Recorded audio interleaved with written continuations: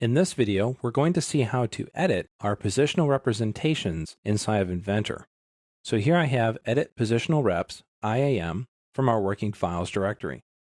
If I examine my current positional state, I have a master and an open. If I double click on open, I can see I have the upper IAM in a overridden state for its open position, and I also have the hinge set to 90 degrees.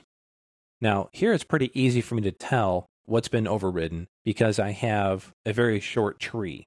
If you have a lot of overrides, it becomes more difficult for you to examine what your different positional states are in.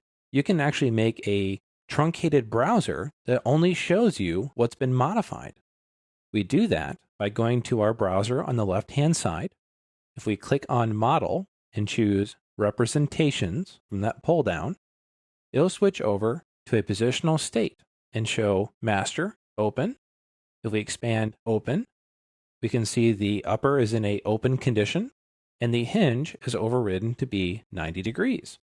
So if you had a lot of settings, a lot of things modified, things suppressed, things flexible, items in different positional states and different offset values, it's a very easy way to find out what has been modified inside of a given tree.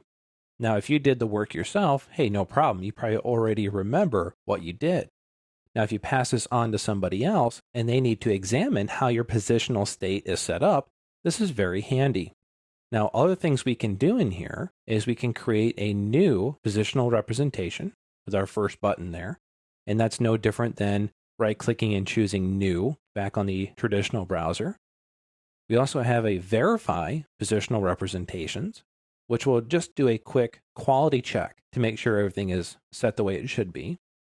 And then lastly, we have a button called Edit Positional Representation Table.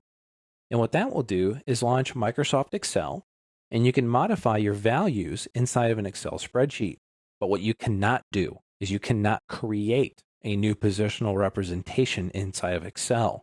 It has to exist here first, and then you can simply modify your values in a more tableized form. To change your model browser back to a traditional looking tree, simply click on the Representations pull-down and change back to Model. Now, a couple last notes on editing positional representations. Once you have finished creating your adjustments to your positional representation, let's say I want to change my 90 here to 45, so I adjust that angle there. In order to make the change stick and save the assembly, I actually have to save it in its master state. If I try to save it right now, it's going to prompt me I can't do that. So I'll change back here to master by double clicking on that, and then I can save the assembly to make sure that sticks.